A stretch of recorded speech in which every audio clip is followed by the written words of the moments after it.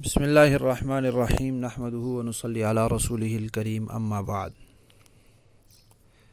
15 روزہ اسلامی عقائد کورس کا چوتھا عنوان ہے عقیدہ کسے کہتے ہیں۔ عقیدے کا جو لفظی معنی ہے، عقیدہ عقد سے ہے، لفظی معنی ہے گرہ۔ ہم اردو میں لفظ استعمال کرتے ہیں عقد نکاح، یعنی نکاح کی گرہ۔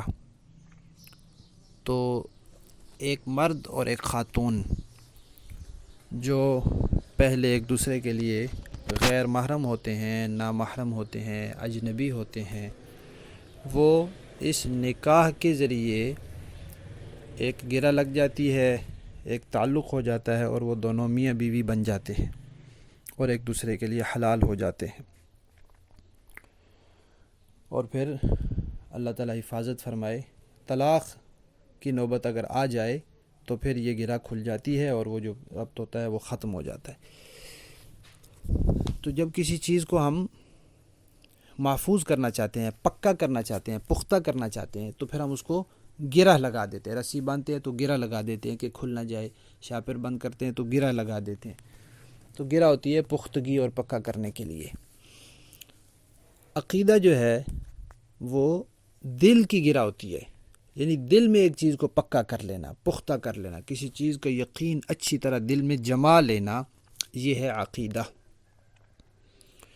گویا ہم یوں کہہ سکتے ہیں، کیونکہ ہم اسلامی عقائد کی بات کر رہے ہیں، دین کے عقائد کی بات کر رہے ہیں، عقیدے کا تعلق ہوتا ہی دین اور مذہب سے ہے، تو ہم یوں کہہ سکتے ہیں کہ دین کی وہ بات جسے دل میں پختہ کر لیا جائے وہ عقیدہ ہے، یا یوں کہہ لیں کہ عقیدہ وہ ہے دین کی بات جسے دل میں پختہ کر لیا جائے۔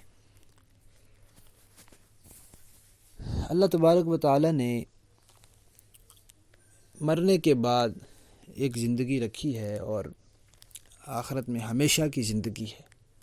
اس کے لیے اللہ تعالیٰ نے یہ طے فرمایا ہے کہ کچھ لوگ اپنے عقائد اور اعمال کے ایسے جنت میں جائیں گے اور کچھ جو ہے وہ دوزخ میں جائیں گے، پھر کچھ لوگ دوزخ سے نکل کر واپس جنت میں آ جائیں گے، کچھ لوگ کچھ عرصہ اعراف میں رہنے کے بعد پھر جنت میں آ جائیں گے۔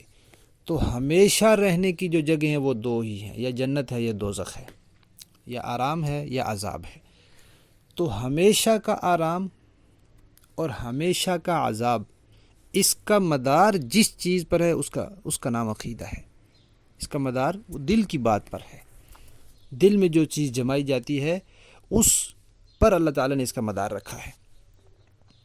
اگر عقیدے صحیح ہوئے تو ہمیشہ کے لیے راحت ہے، اگر عقیدے صحیح نہ ہوئے تو ہمیشہ کے لیے عذاب ہے۔ اور ایک بات یہ بھی یاد رکھنی چاہیے کہ عقیدے میں ہمیشہ ایک ہی بات صحیح ہوتی ہے، عقیدے میں دو باتیں نہیں صحیح ہوتی۔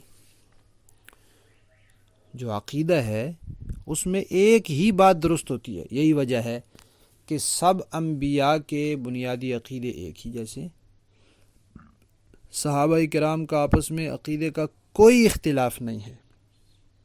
4 بڑے ائمہ ہیں، ان کا عقیدے کا کوئی اختلاف نہیں ہے۔ حدیث کے بڑے بڑے ائمہ ہیں، ان کا عقائد میں کوئی اختلاف نہیں ہے۔ عقیدے میں اگر اختلاف ہو جائے گا تو اس کا عنوان آگے آ رہا ہے، عقائد میں اختلاف کا نتیجہ۔ آپ نے اگر اس کورس کا اشتہار دیکھا ہو تو اس میں یہ مستقل عنوان ہے، اس پر وہاں بات کریں گے کہ اگر عقیدے میں اختلاف ہو جائے تو اس کا نتیجہ کیا نکلتا ہے۔ یہاں صرف ہم عقیدے کا معنی بیان کر رہے ہیں کہ عقیدے کا معنی ہوتا ہے گرہ، یعنی دل میں پکی کی ہوئی بات، پختہ کی ہوئی بات، اور ہمیشہ کی جو زندگی ہے، چاہے وہ اچھی گزرنے والی ہے یا عذاب میں گزرنے والی ہے، اس کا تعلق اس عقیدے سے ہے۔ اور عقیدے میں ایک ہی بات درست ہوتی ہے، اس لیے سب انبیاء، تمام صحابہ، ائمہ اربعہ اور محدثین جو حدیث شریف کی کتابوں کے مشہور کتابوں کے مصنفین ہیں، حضرت امام بخاری، امام مسلم، یہ سب اور پورے سلسلہ جو ہے امت کا، ان کا عقیدے میں کوئی اختلاف نہیں ہے، اور اگر عقیدے میں کسی کا اختلاف ہو جاتا ہے تو پھر وہ امت میں شمار ہی نہیں ہوتا۔